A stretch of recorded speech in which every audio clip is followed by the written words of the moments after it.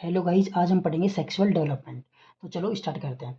तो देखो, जो SRY जीन होती है यही डिटरमाइन करती है कि मेल फीटस होगा या फीमेल फीटस होगा। ठीक है, तो जो अगर ये SRY जीन कहाँ पे लोकेटेड होती है, ये लोकेटेड होती है distal end of short arm of Y chromosome. देखो, जो वाई क्रोमोजोम उसके होते हैं, उसके दो पार्ट्स होते हैं, एक होता है शॉर्ट आर्म, एक होता है लॉन्ग आर्म। तो शॉर्ट आर्म के जो डिस्टल पार्ट होता है वहाँ पे लोकेटेड होती है SRY जीन। ठीक है, अब ये SRY जीन डिसाइड करेगी कि मेल फीटस है या फीमेल फीटस है। अगर SRY जीन प्रेजेंट है मीन्स वाई क्रोमोजोम प्रेजेंट है तो मेल फीटस है, टेस्टिस डेवलप होंगे। ठीक है, अगर ये SRY जीन अब्सेंट है मीन्स वाई क्रोमोजोम अब्सेंट है तो फीमेल फीटस है मीन्स ओवरी डेवलप होगी। ठीक है, अब बात करते हैं टेस्टिस की। मीन्स SRY जीन प्रेजेंट है तो क्या होगा, मेल फीटस है। तो मेल फीटस में सबसे पहले हम बात करते हैं टेस्टिस। ठीक है, तो टेस्टिस के अंदर क्या होते हैं, दो प्रकार के सेल्स होते हैं, एक होते हैं सर्टोली सेल्स और एक होते हैं लेडिक सेल्स। ठीक है, अब सर्टोली सेल्स का क्या काम होता है, ये दो हार्मोन प्रोड्यूस करता है। सर्टोली सेल्स के ऊपर FSH आके एक्ट करता है और ये दो हार्मोन्स प्रोड्यूस करता है, एंटी म्यूलेरियन हार्मोन, ठीक है, और एक म्यूलेरियन इंसफिशियंसी सब्सटेंस। ठीक है, और दूसरा होता है इनिबिन बी। तो ये दो हार्मोन प्रोड्यूस करा, एंटी म्यूलेरियन हार्मोन और इनिबिन बी। देखो, एंटी म्यूलेरियन हार्मोन होता है, उसका क्या फंक्शन होता है। एंटी म्यूलेरियन हार्मोन क्या करता है, जो म्यूलेरियन डक्ट होती है उसको रिग्रेस करता है। देखो, दो प्रकार की डक्ट होती है, एक होती है म्यूलेरियन डक्ट और एक होती है वोल्फियन डक्ट। ठीक है, तो मेल्स के अंदर क्या हो जाता है, जो म्यूलेरियन डक्ट हो जाती है वो रिग्रेस हो जाती है, किस हार्मोन की वजह से, एंटी म्यूलेरियन हार्मोन। ठीक है, और जो इनिबिन बी होता है उसका काम होता है नेगेटिव फीडबैक देना। ठीक है, FSH को। ठीक है, अब बात करते हैं लेडिक सेल्स। जो ये सेल्स होती है वो सीक्रेट करती है टेस्टोस्टेरोन, इनके ऊपर LH आके एक्ट करता है और ये सीक्रेट करती है टेस्टोस्टेरोन। ठीक है, अब ये टेस्टोस्टेरोन क्या करता है, प्रमोट करता है growth of Wolffian duct. Males के अंदर क्या होता है, वोल्फियन डक्ट ग्रो करती है और वो ग्रो करके क्या बनाती है, मेल की इंटरनल जेनेटेलिया बनाती है, जैसे seminal vesicle, ejaculatory duct, epididymis, vas deferens. ठीक है, ये कौन बना रही है, वोल्फियन डक्ट। ठीक है, अब यही टेस्टोस्टेरोन क्या होता है, 5 अल्फा रिडक्टेज एंजाइम की प्रेजेंस में कन्वर्ट हो जाता है DHT, डाईहाइड्रोटेस्टोस्टेरोन के अंदर। ठीक है, अब ये डाईहाइड्रोटेस्टोस्टेरोन क्या करता है, मस्कुलिनाइजेशन करता है ऑफ एक्सटर्नल जेनेटेलिया। मेल की जो एक्सटर्नल जेनेटेलिया होता है उसको मस्कुलिनाइजेशन करता है, मीन्स ताकि वो मेल एक्सटर्नल जेनेटेलिया की तरह दिख सके। ठीक है, तो ये किसका काम होता है, DHT, डाईहाइड्रोटेस्टोस्टेरोन। ठीक है, अब देखो, अब दो पॉइंट्स अपन को याद रखना है कि जो gene for testis formation, testis जो है वो कौन सी जीन बना रही है, SRY जीन। अगर SRY जीन ऑप्शन में नहीं है तो फिर SOX9 जीन हम टिक करेंगे। ठीक है, mineral needed for SRY gene formation, SRY gene formation के लिए कौन सा मिनरल की जरूरत पड़ती है। ठीक है, तो वो कौन सा होता है, जिंक। ठीक है, अब हमने देख लिया टेस्टिस। ठीक है, अब हम देखते हैं ओवरीज। जो फीमेल फीटस होती है उसके अंदर ओवरीज का डेवलपमेंट। ठीक है, तो ओवरीज के अंदर देखो, सबसे पहले क्या होता है, ओवरीज के अंदर ना सर्टोली सेल्स होता है ना लेडिक सेल्स होते हैं। अब सर्टोली सेल्स नहीं है मीन्स एंटीमुलेरियन हार्मोन नहीं बनेगा। अब एंटीमुलेरियन हार्मोन नहीं है तो जो मेल के अंदर जो मुलेरियन डक्ट थी वो रिग्रेस हो रही थी, यहाँ पे क्या करेगी, वो ग्रो करेगी, क्योंकि एंटीमुलेरियन हार्मोन का काम होता है रिग्रेस करना मुलेरियन डक्ट को। लेकिन फीमेल्स के अंदर तो एंटीमुलेरियन हार्मोन है ही नहीं, तो इसकी वजह से क्या होगा, मुलेरियन डक्ट ग्रो करेगी। अब ग्रो करके ये फीमेल इंटरनल जेनेटेलिया बनाएगी, जैसे fallopian tube, uterus, cervix, upper part of vagina.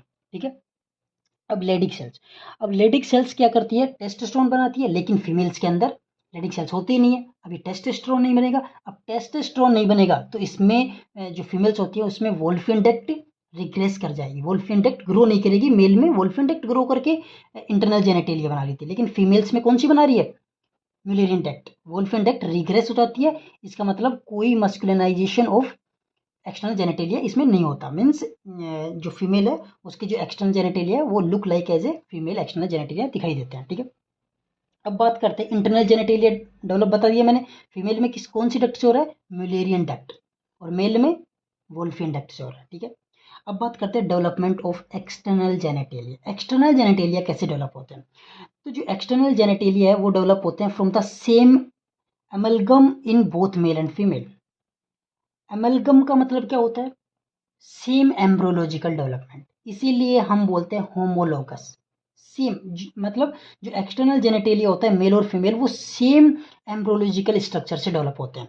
ठीक है, तो देखो, अगर टेस्टोस्टेरोन प्रेजेंट है मींस मेल फिटस है XY, और टेस्टोस्टेरोन अब्सेंट है means X X female foetus है, ठीक है। अब 3 ऐसे एम्ब्रोलॉजिकल स्ट्रक्चर्स होते हैं जो मेल के अंदर एक्सटर्नल जेनेटेलिया बनाते हैं और फीमेल के अंदर एक्सटर्नल जेनेटेलिया बनाते हैं। तो सबसे पहला एम्ब्रोलॉजिकल स्ट्रक्चर है जेनाइटल ट्यूबरकल।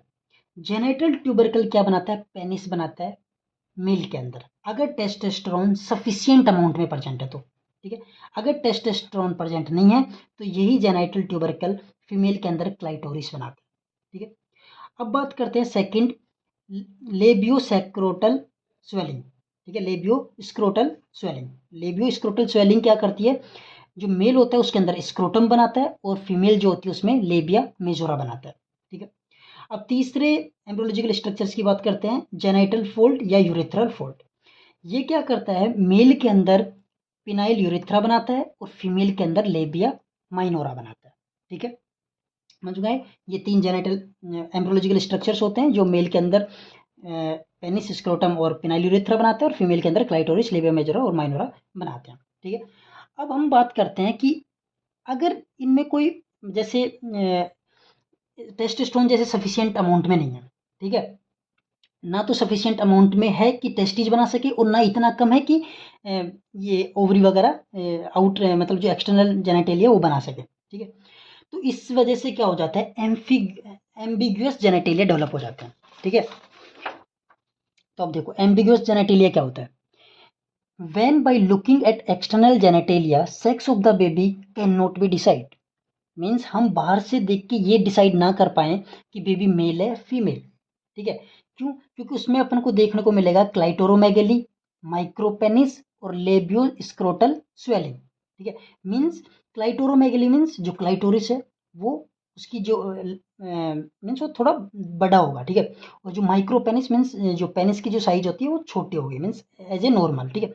और लेबियो स्क्रोटल स्वेलिंग, ठीक है। तो ये अपन को देखने को मिलेगा। अब देखो, अब अपन को क्या याद रखना है? अगर टेस्टोस्टेरोन या डाईहाइड्रोटेस्टोस्टेरोन अगर सफिशिएंट क्वांटिटी में प्रेजेंट है इंट्रायूटेराइन लाइफ में तो मेल एक्सटर्नल जेनेटेलिया बनेंगे। अगर टेस्टोस्टेरोन या डीएचटी प्रेजेंट है लेकिन सफिशिएंट अमाउंट में प्रेजेंट नहीं है, इनसफिशिएंट क्वांटिटी में प्रेजेंट है, तो एम्बिग्यूअस जेनेटेलिया डेवलप होते हैं, ठीक है। मीन्स टेस्टोस्टेरोन इतना सफिशिएंट भी नहीं है कि एक्सटर्नल जेनेटेलिया बना सके मेल के अंदर, और इतना कम भी नहीं है कि फीमेल के एक्सटर्नल जेनेटेलिया डेवलप हो सकती है। तो बॉडी कंफ्यूज हो जाती है कि मतलब एक्सटर्नल जेनेटेलिया ऑफ मेल बनाना है फीमेल बनाना था, ठीक है। अब बात करते हैं इफ टेस्टोस्टेरोन और डीएचटी इज अब्सेंट है इन इंट्रायूटेराइन लाइफ, अब्सेंट है, ठीक है, तो क्या बनेंगे? फीमेल एक्सटर्नल जेनेटेलिया बनेगा, ठीक है। अब जैसे कोई चाइल्ड है वो बोर्न विद एम्बिग्यूअस जेनेटेलिया से बोर्न हुआ, ठीक है। तो हमने देखा कि उसके जेनेटेलिया कैसे एम्बिग्यूअस, ठीक है। तो हम नेक्स्ट स्टेप क्या करेंगे? बेबी डिलीवर हुआ और हम नेक्स्ट स्टेप क्या करेंगे? बोर्न होते ही बेबी के हम नेक्स्ट स्टेप करेंगे फिजिकल एग्जामिनेशन, कैरियोटाइपिंग नहीं करेंगे। कैरियोटाइपिंग करेंगे क्योंकि कैरियोटाइपिंग का रिजल्ट लेट आता है, ठीक है। 15 से 16 दिन लग जाते हैं कैरियोटाइपिंग का रिजल्ट आने में। तो इसलिए सबसे पहले स्टेप हम करेंगे फिजिकल एग्जामिनेशन, ठीक है।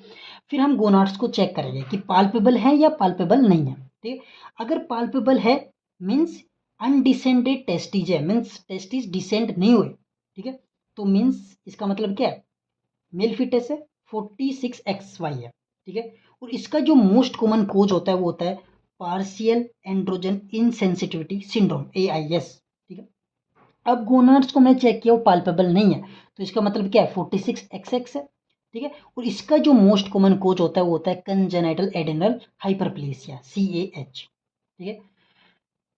तो अगर गाइस आपको हमारी वीडियो पसंद आई हो तो चैनल को सब्सक्राइब करें, कमेंट करें, लाइक करें। Thank you.